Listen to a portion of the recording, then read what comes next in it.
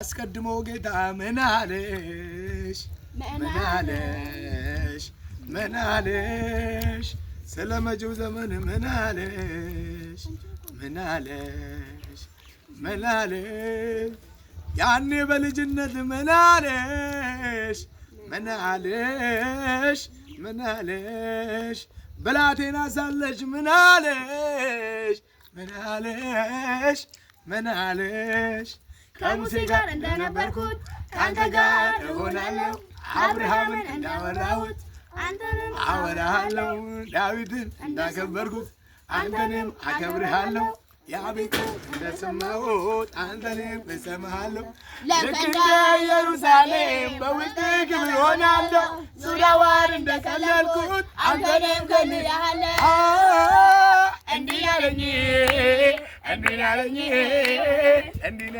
ጌታ ሲናገር የሰማ ሰው ቃሉን ሰምቶ ያመነ ሰው ጌታ ሲያወራ የሰማ ሰው ቃሉን ሰምቶ ያመነ ሰው ራስ ነው እንጂ አይሆን